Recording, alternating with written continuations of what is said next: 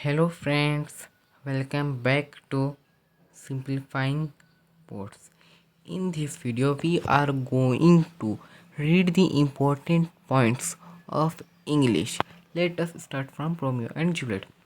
First point. Romeo sees Juliet. In a party, Romeo sees Juliet for the first time. He thinks she is very beautiful, even more beautiful than anything he has ever seen. He compares her to a bright jewel in the dark. Second point, Romeo feels that he has never loved anyone before this moment. He is amazed by Juliet's beauty and wants to touch her hand. And third point, Juliet's wish.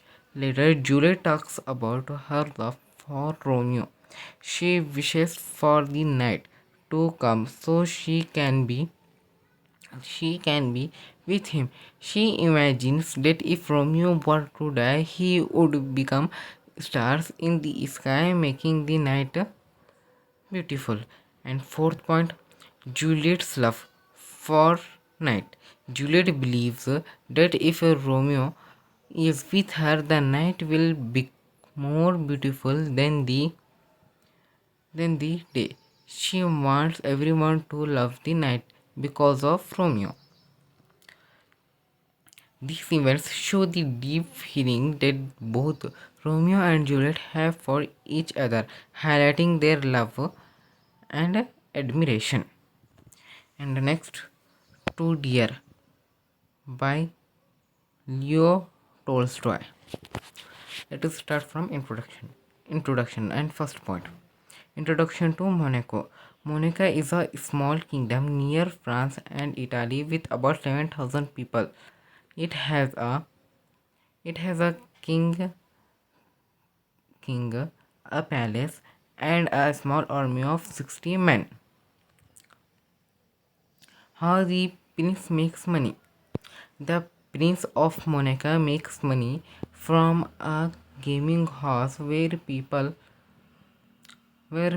gamble. This is the only place like it left in Europe, and it helps the prince pay for his court and officials.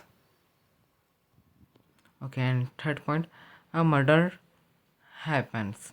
One day, a murder occurs in Monaco. This is surprising because there are the people there are usually peaceful.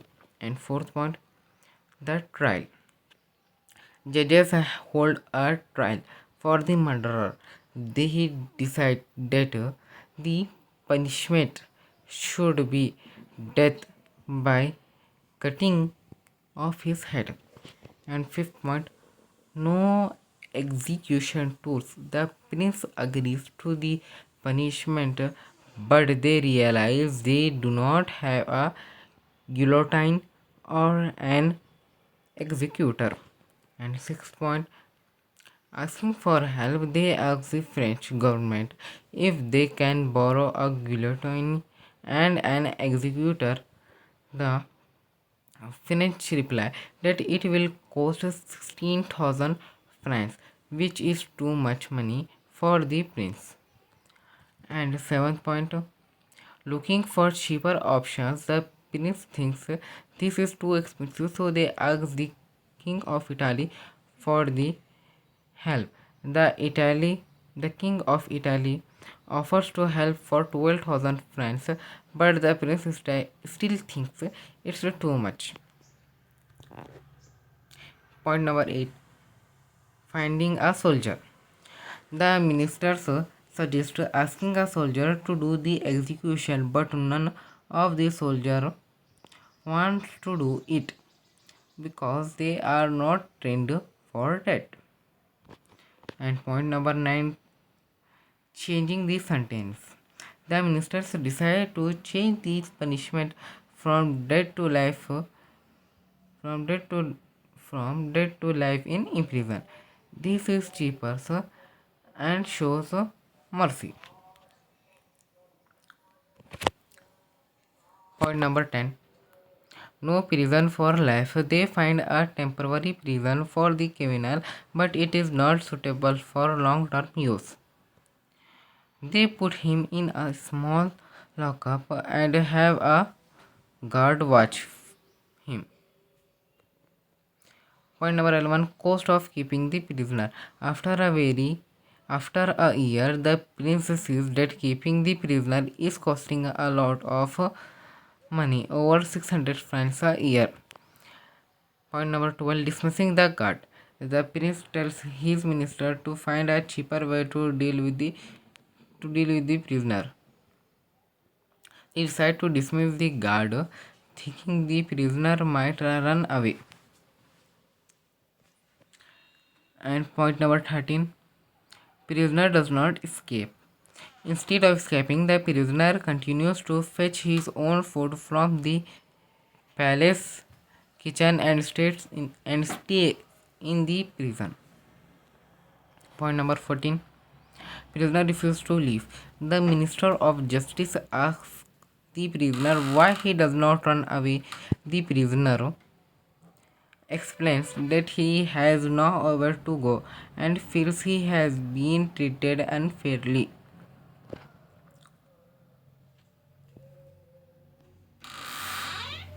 Has been treated unfairly.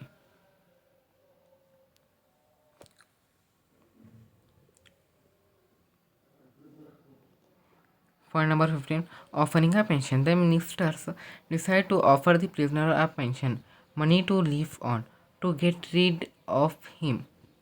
They agree on 600 francs a year. Point number 16, prisoner accept the offer. The prisoner agree to leave if they promise to pay him regularly. He receives some money in advance and leaves Monaco. New life. The prisoners move just across the border, buys land, and starts a market garden. He lives comfortably and collects his pension regularly. Point number 18, conclusion. The story ends up saying that the prisoner is lucky he did not commit his crime in a place where they spend a lot of money on execution or long term imprisonment.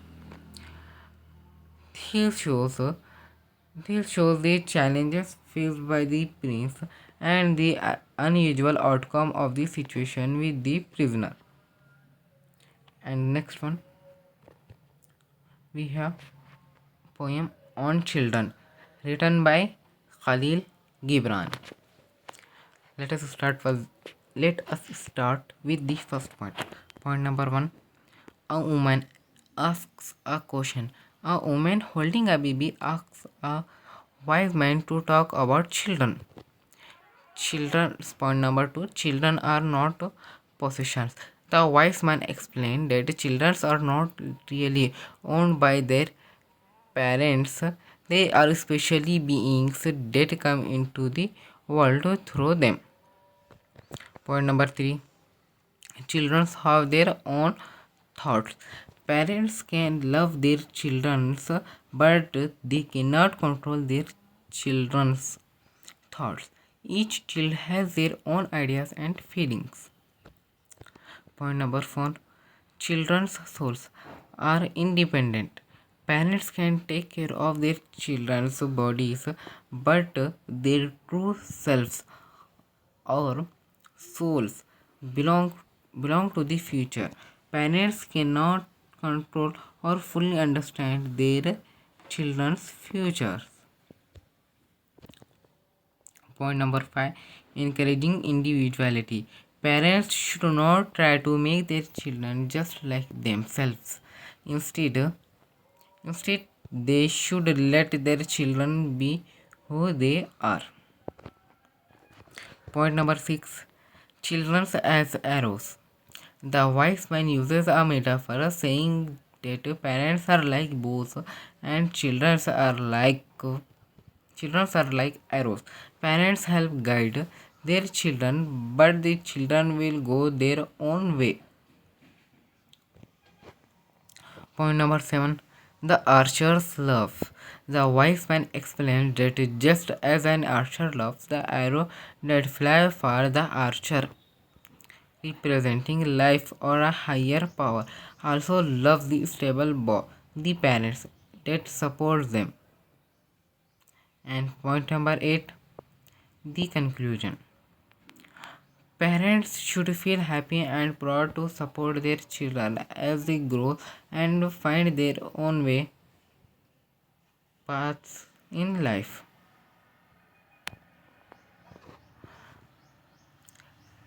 This highlights the important ideas about parenting and the independence of children. And let us move to the next one, and that is everything everything I need to know I learned in the forest. Let us start with the introduction. Introduction. Introduction to Vandana's background. Vandana Shiva shares that her journey in ecological began in the Himalayan forest. Her father was a forest conservator and her mother became a farmer after the partition of India and Pakistan.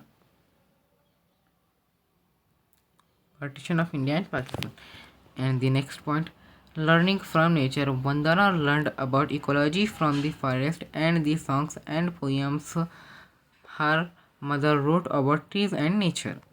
Point number 3, the Chipko movement. The Chipko movement is one of the most famous movements in India. You have to know that. The Chipko movement. Vandana became involved in the Chipko movement, which was a peaceful protest against cutting down trees in the Himalayas. And point number 4, women's struggles.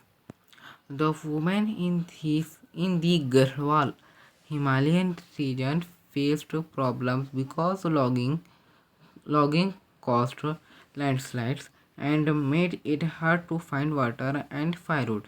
They understand that forests provide important resources, not just timber. In, the, in this sentence, the poet wants to explain the story. The logging means cutting down of trees for the use of building houses and other things. Logging refers to a big wooden block in cylindrical shape. Okay, let us move to the next point. Point number 5, hugging trees. The woman decided to hug the trees to protect them, saying that the loggers would have to kill them before they would cut down the trees. And point number 6, a folk song. During this time, a folk song was sung that highlighted the importance of trees for providing water and urged people not to cut them down. Point number 7, personal experience.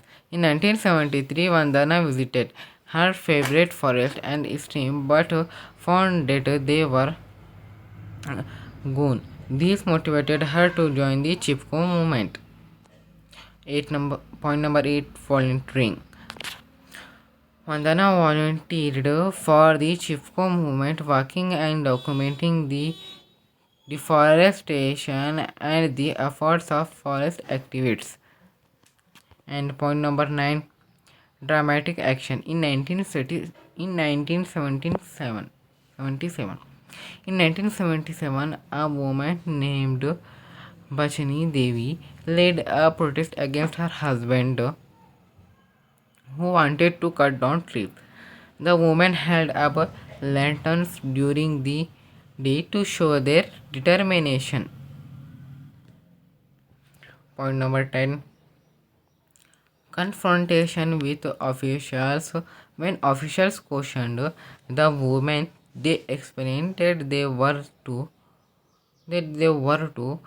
teach about the importance of forest, emphasizing that forest provides soil, water, and clean air.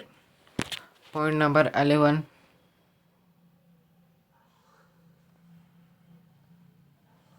Okay. Point number 11. Learning about biodiversity. From the from the Chipko movement, Vandana learned about biodiversity and the importance of protecting it. This became her life's mission. What is the life mission of Vandana? The Vandana life mission is to protect trees and protect biodiversity. Okay. Point number 12. Starting Navdanya farm. In 1994, she started a Navdanya farm in Uttarakhand to demonstrate and train people in biodiversity and organic farming. Point number 13. Conserving varieties. At Navdanya, they conserved many varieties of rice, wheat, and other plants, promoting farming that produce more food and nutrition. Okay, let us move the let us move to the next point. Point number 14. Okay, point number 14. Community seed banks. Vandana helped set up over 100 community seed banks across India, saving thousands of rice varieties and helping farmers transition to sustainable farming. Okay, let us move to the next point. Point number 15. Right of nature. Vandana discusses the importance of recognizing the rights of nature, mentioning Ecuador's constitution, which acknowledge these rights. Okay. Point number 16. Global discussion. In 2011, the United Nations held a conference about living in harmony with nature, inspired by Ecuador's constitution. Point number 17. Critique of separateness. Vandana explained that the idea of separateness from nature has caused many problems and we need to overcome this mindset. Okay. Point number 18. Point number 18. Nature as a teacher. She emphasizes that nature teaches us about cooperation, abundance, and the importance of all species living together. And point number 19. Earth University and Navdanya, they teach people about organic farming and the importance of biodiversity, including courses for farmers and students. Point number 20. Inspiration from Tagore. Vandana is inspired by Rabindranath Tagore, who believed that nature and forests are sources of knowledge and beauty. You have to know that who is Tagore. Rabindranath Tagore is our national poet. Okay. Point number 21. Unity in diversity. She explained that the forest represents unity in diversity, which is essential for ecological sustainability and democracy. Point number 22. Lesson for the forest. Lessons from the forest. The forest teaches us to enjoy nature without greed and live in harmony with all living things. Okay, point number 23. Point number 23 is about conclusion. Let us start. Point number 23, conclusion.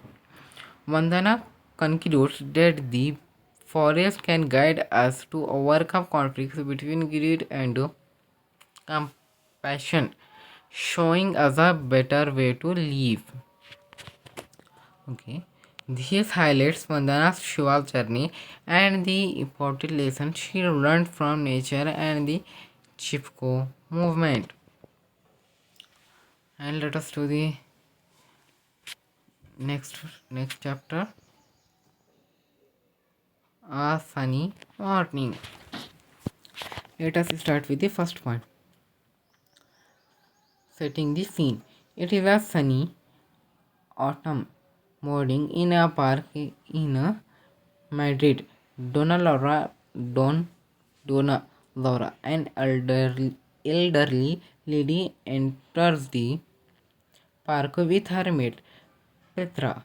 She is happy to be there and sits on to a on a bench. Point number two, Donna Laura's tiredness. Donna Laura feels tired and asks Petra to go chat with a guard in the park. Petra agrees and goes to find him. Point number three, feeding the birds. Donna Laura asks Petra for breadcrumbs to feed the pigeons. She throws the crumbs and enjoys watching the birds come to eat. And point number four, enter Don Gonzalo and Juanito. Don Gonzalo, an old man, enters the park with his servant Juanito. He is he is grumpy and wants a bench to himself. Point number 5, conflict over the bench. Don Gonzalo complains about the priests sitting on his preferred bench. He and he and Juanito walk towards the birds, disturbing Donna Laura and scaring away the pigeons. Point number 6, Donna Laura confronts Don Gonzalo. Donna Laura tells Don Gonzalo that he scared away the birds. He responds rudely, saying he does not care about the birds. Let us move to point number 7. Point number 7, argument about the bench. Donna Laura and Don Gonzalo argue about the bench being public property. Donna Laura insists that he should have asked permission to sit on her bench. Point number 8, Don Gonzalo sits down. Don Gonzalo reluctantly sits at the end of Donna Laura's bench. Still grumpy, they continue to bicker about the actions. And point number 9, sharing snuff. Don Gonzalo offers Don Laura some snuff, a type of tobacco. They both take some and and end up sneezing together, which lightens the mood. Okay. Point number 10, reading poetry. Don Gonzalo reads from a book of poetry. Donna Laura shows interest and they discuss the poem, finding common ground. Point number 11, memories of the past. They start with reminisce about a beautiful woman, Laura Laurent, who lived in a villa called Mary Fila. They realized they both knew her. Point number okay. Point number 12, the story of Laura Laurent. Donna Laura and Don Gonzalo share a story about Laura Laurent and her tragic love affair, revealing their connections to her.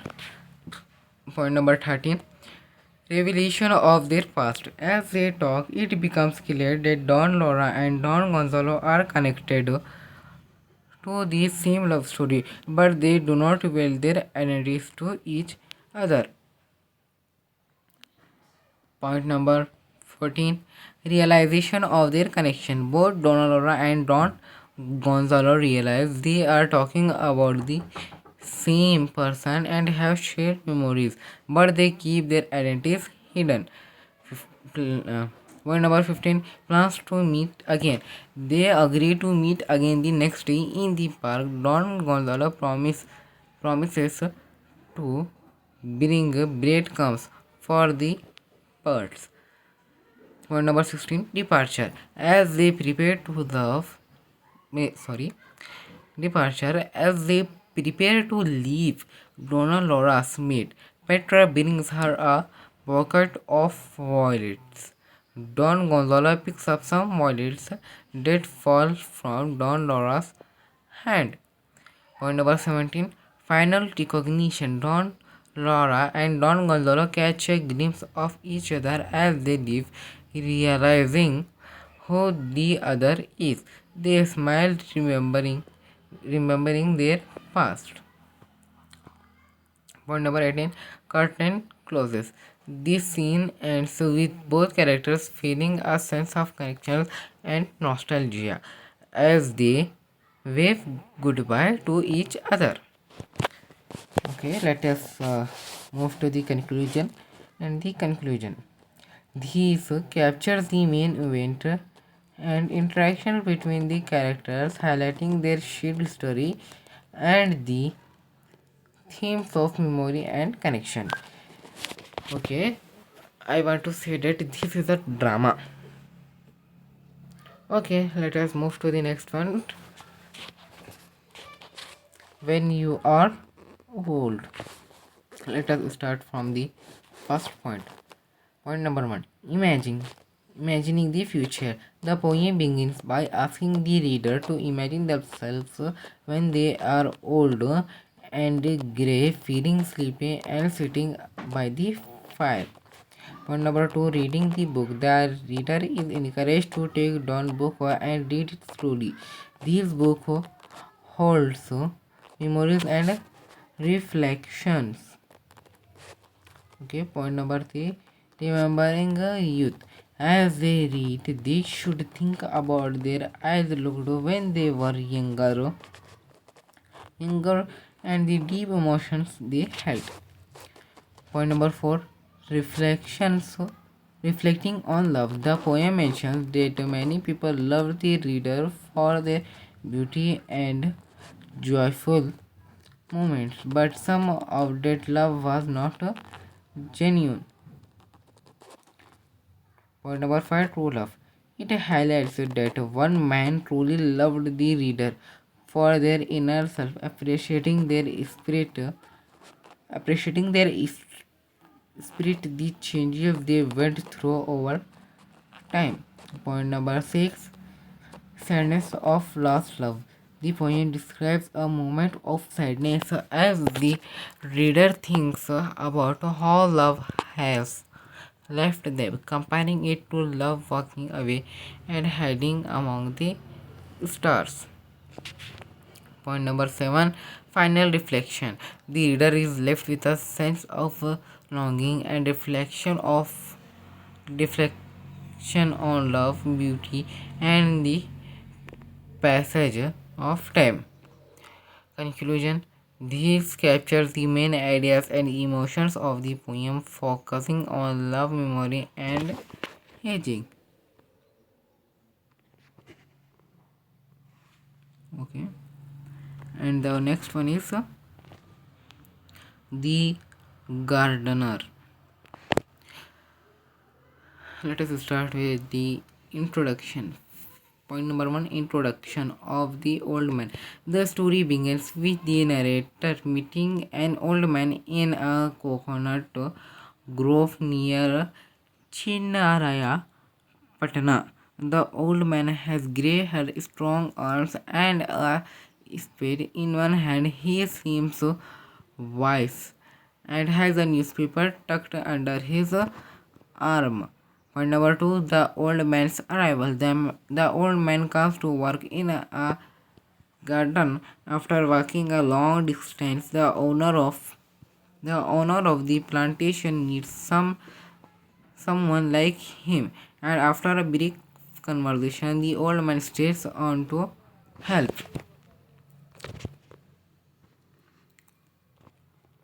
Okay. And the point number 3, improvements in the garden. The old man is skilled in agriculture and understands the workers' problems. With his help, the garden becomes more productive and the owner's income increases. The owner becomes wealthy and socially popular. And point number 4, changes in the owner's life. As the owner becomes richer, he becomes lazy and starts to enjoy filled with life filled with social events. His wife is worried about his behavior and whether the old man's presence is good or bad for their family. And point number 5, the old man and the owner's wife. One day, the old man meets the owner's wife and senses her worries. He offers her tender coconuts and they sit together by the wall as the sun sets. Point number 6, the old man's story. The old man begins to tell a story about two men, Tamanna and Basavaya. Tamanna and Basavaya, who were rivals.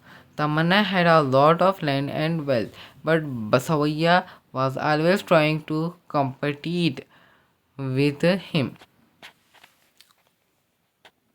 Point number 7, escalating rivalry. The rivalry between Tamanna and Basavaya grows. They both try to outdo each other by buying more land and getting more friends. Eventually, they own almost all the land in the village.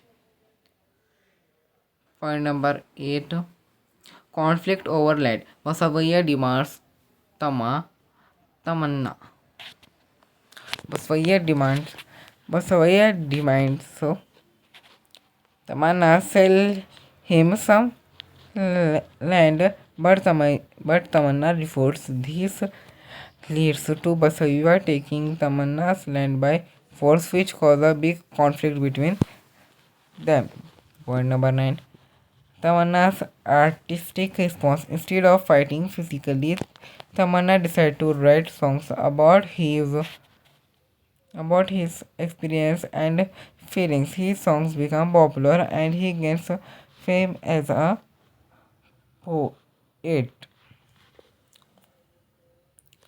Point number 10, Basavia's reaction. Basavia feels humiliated and tries to fill his life with material wealth, building a big house and surrounding himself with praise, but he is still unhappy. Point number 11, Tamanna's illness. When Tamanna become ill, Basavaya sees this as an opportunity to surpass him. He believed that if Tamanna is sick, he can gain more power. And point number 12, Tamanna's thoughts on revenge. Tamanna thinks about how to defeat Basavaya completely. He believes that if he dies, his songs will live on and that will be his revenge. And point number 13, the old man's revelation. The old man reveals that he is actually Tamanna. After Basavaya died, Tamanna lost his fame and became a nobody. He reflects on how revenge consumed his life. Finally, final thoughts. Point number 14. Final thoughts. The old man shared his thoughts on human nature, saying that people often live for revenge or competition. He advises the owner's wife to think of his story as a dream. Point number 15. The conclusion. And the conclusion of this story is stated as The old man prepares to leave, mentioning a sick child he wants to visit. He asks for forgiveness for sharing his story and reflects on the complexities of life and human emotions. These capture the main events and themes of the story, focusing on rivalry, revenge, and the complexities of human nature. Okay, let us move to the next one, to the food from its child. Okay, to the food from its child. Point number one, the child's imagination. The child's food does not know it is a food. It dreams of being a butterfly or an apple an apple. Point number two, learning the truth. As the child grows, the food learns that it cannot fly or be a fruit. It experiences things like stones, glass, and rough paths. Point number three, feeling defeated. The food feels defeated and becomes trapped in a shoe, realizing it cannot be what it wanted. What it wanted. Point number four, growing up. In the dark of the shoe, the food starts to understand the world, but it feels alone and disconnected like a blind person. Point number five, changes in the foot. The soft nails of the foot become hard and rough. The toes change shape and look different, like strange creatures. And the point number six is working hard. The foot keeps working and working without stopping. It goes through many places like fields, markets, and mines. And point number seven, life of the foot.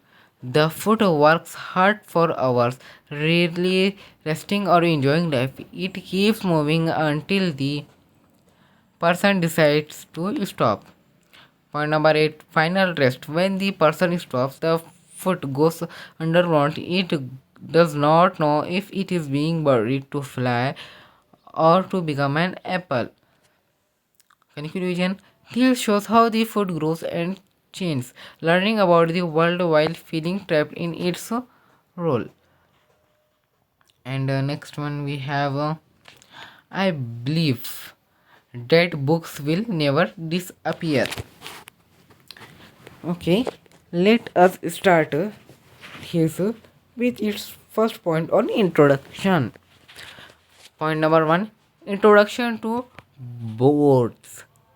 The interview begins with Roberto Alifano asking George Louis Boards about his first reading experience. Boards sharing that he first read Grimm's fairy tales in English and learned a lot from his father's library.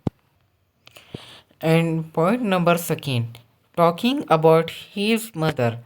Alifano asks Bots about his mother, Donna Leonor. Bots describes her as kind and intelligent. He feels guilty for not being happier to give her the happiness she deserved. Point number three, boats on blindness. Alifano asks boats what blindness means to him. Boats explain that it is part of his life now, and he believes that everything that happens to us can be used as inspiration for art. And point number four, the role of misfortune. Both talks about how misfortunes and humiliations can help create great art. He believes that all experiences, even the bad ones, are important for our taste. Point number 5. Dream of a burning library. Bose shares a strange dream he had about a great library burning down. Alifano suggests that Bose should write a book about the history of books. Point number 6. The importance of books. Bose agreed that writing a history of book is a good idea. He believes that books are very important and that they hold something magical and sacred. Point number 7. Defining poetry. Alefano asks both to define poetry. Both say that poetry is very personal and cannot be easily defined. It is a special act that happens when a poet writes and when a reader reads. Okay. Point number 7. Finding the right words. Boards explains that using the right words is important in poetry. He gives an example from Emile Dickinson's poem to show how precise words can create magic in poetry. And point number 9. Metaphors in literature. Alifano asks Boards about metaphors. Boards believe that metaphors have always existed and that poets should discover them. He lists some essential metaphors like time and a river. Time and a river, life and dreams, and death and sleep. More number 10. Books will never disappear. Alifano mentions that some people think books will disappear because of new technology. Boards strongly disagrees and says that books are unique because they are extensions of our imagination and memory. Point number 11. Literature as a dream. Board's conclusion by saying that literature is like a controlled dream. He believes that books are essential for remembering our past, and if books disappeared, history and humanity would also disappear. And the conclusion of his, I believe that books will never disappear, is he highlights both thoughts on literature, poetry, metaphor, and the importance of books in our lives. And let us move to the next one. And next one we have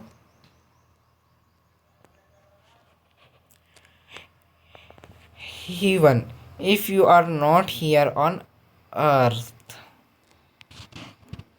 Point number first asks with a questioning heaven. The poem starts with a question about heaven. The speaker wonders where heaven could be if it is not here on earth. Point number 2.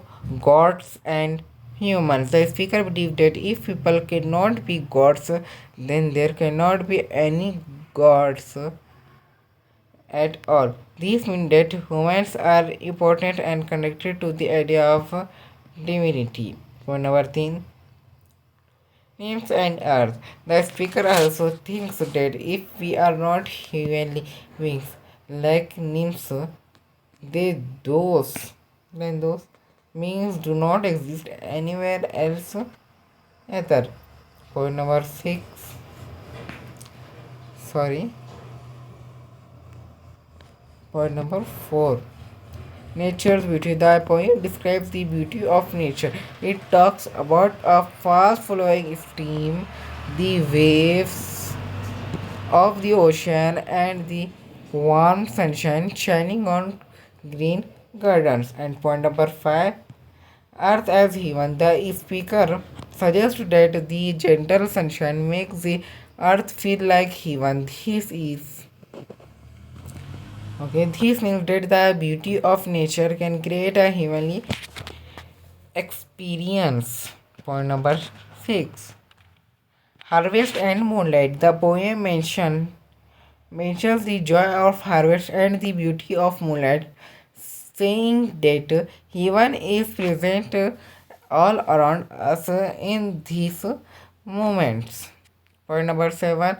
The poet's role. Finally, the speaker says that poets can create heaven on earth through their words and songs. They showed the beauty and joy of life, making the world feel more heavenly. And the conclusion of this story. This shows how the poem connects the idea of heaven with the beauty of nature and the creativity of poets. Okay, move to the next one. And here we have. Okay. Okay. Japan and Brazil through our travelers' eye. Point number 1. Introducing to travel writing. The text begins by explaining what writing is. It describes how people have been writing about their travel experience for a long time, starting from the second century. Point number 2. Popularity of travel writing. It mentions that travel writing became popular as more people explored new places, especially after the 9th and 10th centuries. It also notes that travel writing has become a serious subject of study in universities. Point number 3. Japanese manners. The author describes Japan saying that people there are very polite. He explains that because Japan is crowded, people respect each other's privacy even in public places. Point number 4. Bowing in Japan. The author talks about how everyone bows to each other in Japan. Bowing it is a formal way to greet someone, and there are specific rules about how and when to bow. Point number 5. Bowing hierarchy. The author explains that there is a hierarchy in bowing, meaning that who bows to whom depends on their age and social position. He gives examples of how family members bow to each other. And the point number 6, bowing deer. The author shares a funny story about a deer he met in Nara, Japan, that bowed to him, showing how bowing is a part of Japanese culture, even for animals. Point number 7. Eating soup in Japan. The author describes the unique way of eating soup in Japan. You must make a slurping noise to show appreciate, but this can confuse visitors who are not used to it.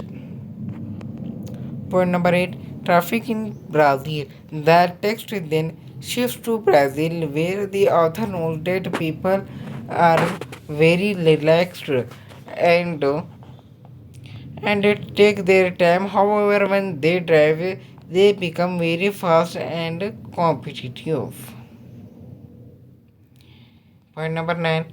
Dangerous driving. The author explained that even though cars are expensive in Brazil, many people Many people drive. This makes it dangerous for pedestrians. because drivers often speed up see when they speed up. Point number 9, dangerous driving. The author explains that even though cars are expensive in Brazil, many people drive. These make it dangerous for pedestrians because drivers often speed up when they see someone trying to cross the street. Point number point number 10 is friendly drivers. Despite the dangerous driving, the author notes that drivers and pedestrians seem to have a friendly relationship, smiling at each other even when they are in risky situations. Point number 11, crossing the Avenida Presidente Vargas. The author described trying to cross a busy road in Brazil where traffic moves quickly and shares a humorous exchange between two friends trying to figure out how one of them got to the other side of the road. road. This highlights the difference in culture and behavior between Japan and Brazil as observed by the traveler, focusing on manners, driving, and social interactions. Okay, let us move to the next one, that is the voter. Okay, introduction to Rufus Okeki. Rufus Okeki, known as Roof, is a popular man in his village because he returned home to help his people instead of seeking work in the city.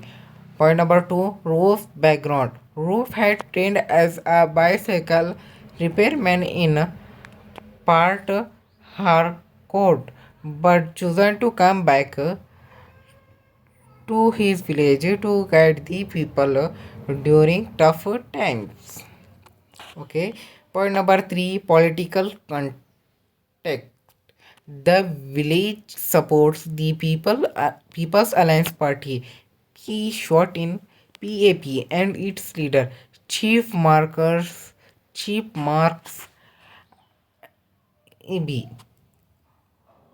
who is expected to win the upcoming elections easily. Point number 4, Roof's role. Roof works for Chief Markers EB during the elections campaign and has become skilled at understanding the villagers' feeling about politics. Point number 5, villagers' discontent. The villagers have seen how politics has brought wealth and honor to some, including Marcus Eby, who was once a school teacher but is now a wealthy minister. Point number 6, Marcus Iby's success. Marcus has built a large house and is seen as a good man who cares for his village, but the villagers feel they undervalue their should not undervalue their votes. Camp. Okay, give me 1 minute, please. Okay. Point number 7, campaign strategies. Roof and Marcus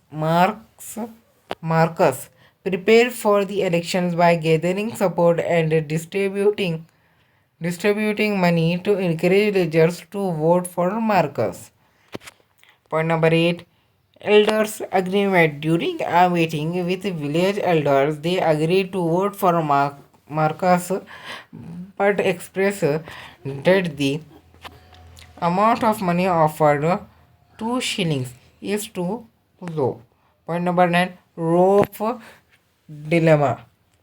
Rolf realized that he has also been benefiting from Marcus' success and understands the and understands the elders' desire for more money.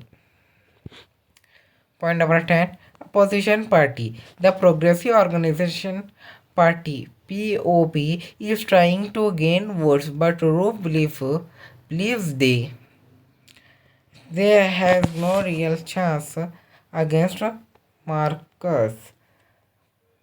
Point number 11, Bribery Offer. A member of the POP offers Roof 5 points to vote for their candidate Madhukar. Roof feels tempted but feels conflicted since he works for Marcus. Point number 12, Swearing on Oath. The POP member shows Roof a clay pot with a charm and asks him to swear to vote for Madhuka while flattens Roof. Point number 13, Election Day. On election day, the village is filled with posters and excitement. Marcus has hired a band to entertain voters, and Roof is busy organizing support for him. Point number 14, Voting Instructions. Roof instructs villagers to vote for the car symbol representing Marcus party, emphasizing the benefits they will receive. Okay, let us move to the next point, and that is point number 15. Roof's inner conflict. As Roof prepares to vote, he feels guilty about betraying workers but remembering the money he received from the POP. Okay. And point number 16, voting booth. When it's Roof turn to vote, he is nervous. He decided to split his vote by putting one half in each box, one for Marcus and one for Madhuka. Point number 17, final decision. Roof votes for Madhuka by putting one half of his ballot in Madhuka's box and confirms it aloud while still appearing confident. Point number 18, after voting, Roof leaves the booth feeling relieved but conflicted about his decision. This outlines the story of Roof, his role in the village, the political situation, and his internal struggle during the elections. Okay, let us move to the next one, and that is Where There Is a Will by P. Sainath.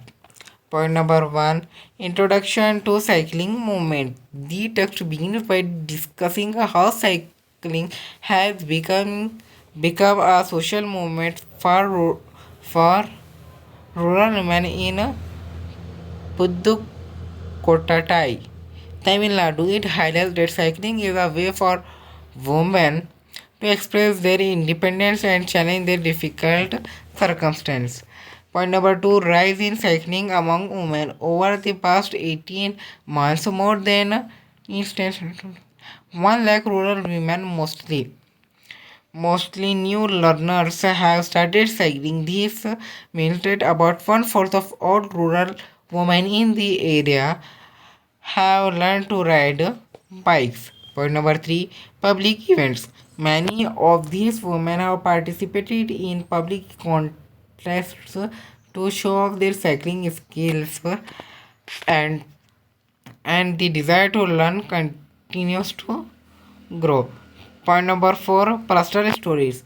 Women like Jamila Bibi and Fatima share their experience. Jamila feels empowered because she can go anywhere without waiting for a bus, while Fatima enjoys the freedom cycling brings her. Okay. Point number 5, community impact. Women from various professions, including teachers and health workers, have embraced cycling. The literacy movement in the district, led by the Arivoli Yakam has encouraged this trend. Point number 6, confidence and independence. And dot Kannamal, a leader in the cycling movement, explained that cycling has given women confidence and reduced their dependence on men. Women can now perform tasks like collecting water on their own. Point number 7, training camps. The text describes a cycling training camp where women dress nicely, women dress nicely and show enthusiasm for learn to ride. They sing songs to encourage each other. Point number 8, support from leaders. The movement was started by Sheila Rani Chenkat, a former district collector who wanted to help women gain literacy and mobility. She encouraged banks to provide loans for bicycle. Point number 9, popularity of cycling. As more women wanted to learn to cycle, there was a shortage of bicycles. Some women even chose to ride men's bicycle because they were available. Point number 10, International Women's Day Rally. On International Women's Day in 1992, over 1,500 women participated in a cycling rally showcasing their skills and surprising the local community. Point number 11, economic benefits. Cycling has helped women improve their income by allowing them to sell their products more efficiently. They can travel to more villages and save time. Point number 12, personal freedom. Women express that cycling is not just about money. It gives them a sense of it gives them a sense of impotence and self-respect. Fatima emphasized that even though she has a bicycle, it makes her feel free. Point number 13, significance of cycling. Kannamal explaining that for rural women, learning to cycle is a huge achievement comparable to flying an airplane. It is a significant step towards empowerment. In this sentence, in this sentence, it is comparing riding a bicycle to the flying a plane because in the history the women are doesn't encourage to ride the bicycle. Okay, let us move to the next one. Point number 14, continued enthusiasm. When the author returns to Pudukkottai in 1995, he finds that many women still want to learn to bicycle, even though some cannot afford bicycle due to rising costs. Point number 15, conclusion.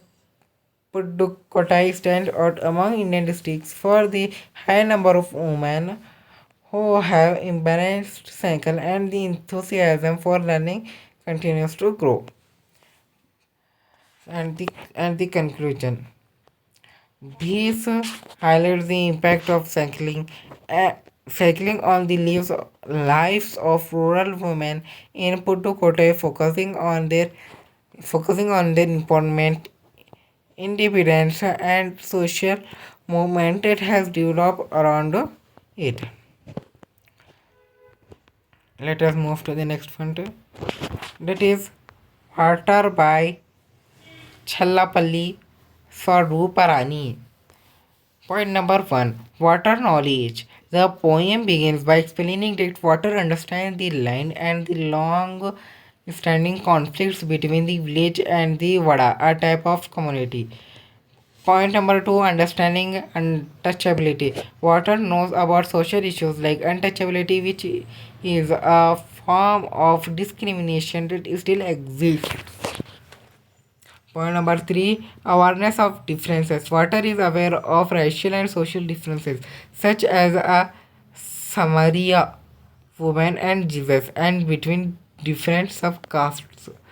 Point number four, the pain of the Panchama. The poem describes the suffering of a Panchama, a person from a lower caste who cannot draw water from well and waits all day with an empty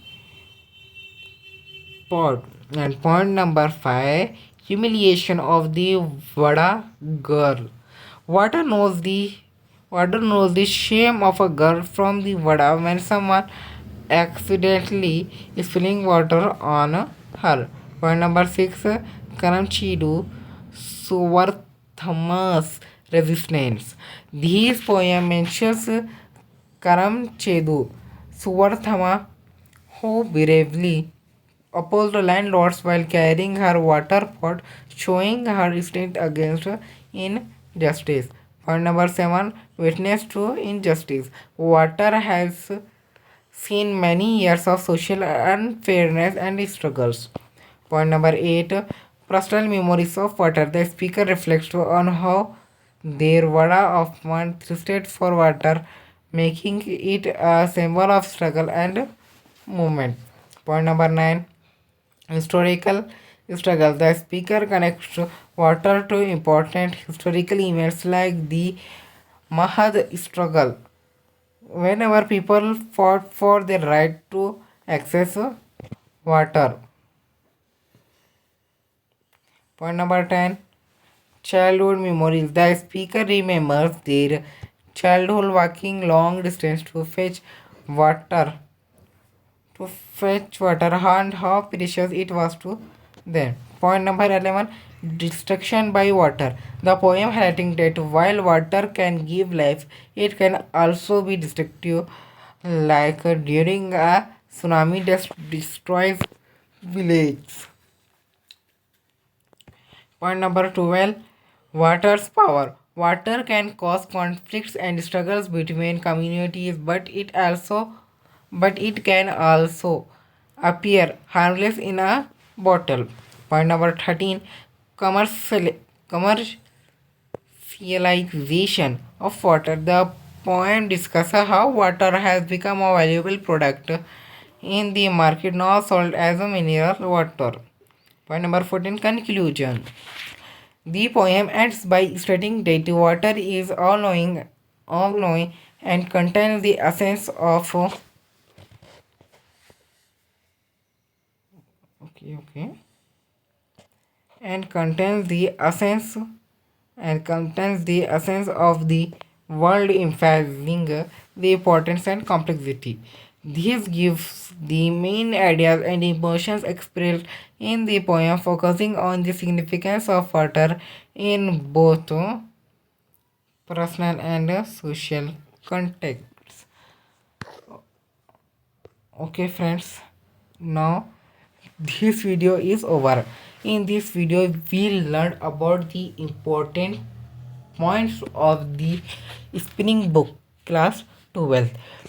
If you read all these points and remember it, you will definitely score 30 marks in your board, because this is prepared by simplifying boards, and it includes many answers, center questions, and important points. Please, please remember it carefully and share with your friends. And don't forget to like, subscribe, and share. Thank you.